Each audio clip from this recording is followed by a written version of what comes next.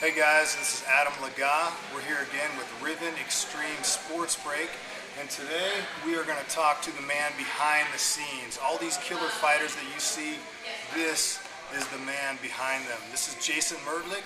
He is our head team coach, our head team trainer.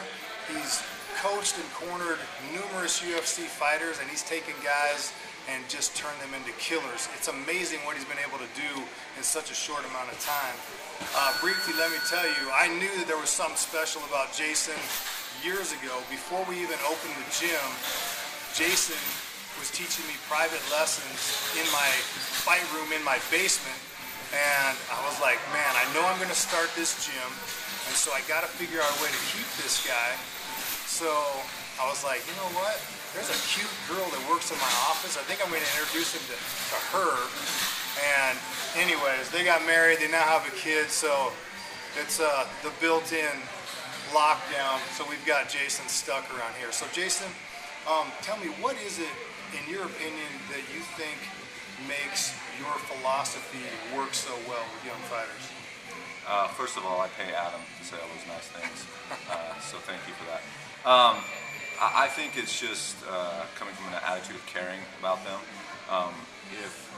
If athletes feel that you care about them and have their best interests at heart, then they're more willing to buy into your training methods. And one thing that we push very hard here are fundamentals and brutally hard work. There's nothing fancy. You know, once you get around top coaches and athletes at any level, you realize these guys aren't doing anything magical.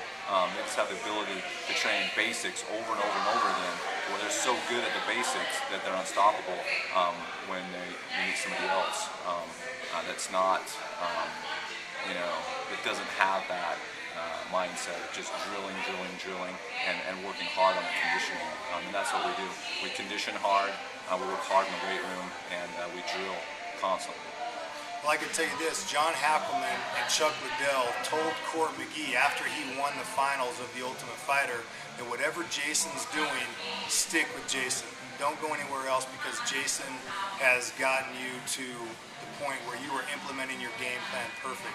Jason's kind of like, he's kind of like a little Dalai Lama or a Zen coach. I mean, he has little quotes. I mean, what are some of the books, or what are some of your inspirations to come up with such unique, inspirational ideas and books?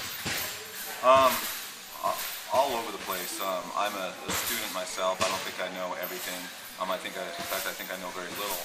But I'm passionate about it. I'm continually learning. And one of my mentors is Coach John Davies.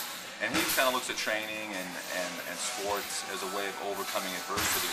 And you look at a fight, and I mean, that's the ultimate test of overcoming adversity. Your opponent is this big hurdle that you have to overcome, and whether you get knocked down, you have to make that mental decision whether you're going to get back up.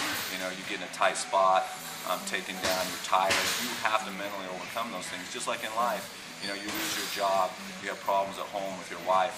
You have to figure out a way to overcome that adversity, and that's the biggest thing that we try to teach our athletes, is how to overcome adversity.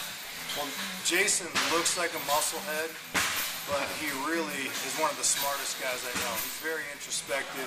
He studies the game. He's always improving. In my opinion, he's the next Greg Jackson. So, hey, all of us MMA fans want to know, I mean, you're the guy with the inside scoop. Who do you think, from the RIVEN Elite Fight guys, who's the next guy to move on to the UFC or the WEC, in your opinion? That's a close one. Steven Seiler's right there. You know, in fact, he's one, good win away. Brock Jardine is right on the radar too. You know, people are you hear the knocks at the door. So I think within the next year, he'll get a shot in one of those bigger organizations. You know, and we have a lot of the guys coming up. Dane is another guy that has unlimited potential. Trevor Mellon at the 135-pound class. He's fighting HD Net Fights, the biggest fight of his career on the 13th. We have a really good group of guys. We've had all these lightweight guys, the 35ers, the 45ers, the 55ers. But now in team practice, we got 4 or 5 heavyweights that are coming up. Still pretty green, but it'll be exciting to see what the big dudes can do. But it's great, and I appreciate again the Greg Jackson comment. That's very humbling. He's a great coach. And I don't feel like I'm anywhere near that, but I aspire to to one day create, something close to that. So, thanks for that compliment.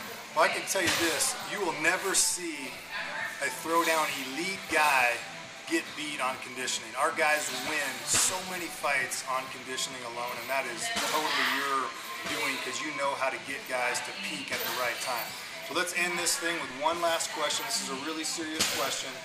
How much time does it take you to do all the shaving that you do, head to toe?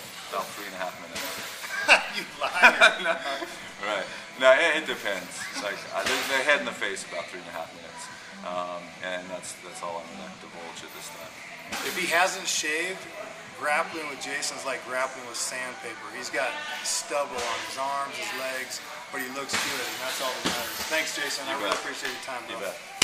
Thanks, bud. You bet.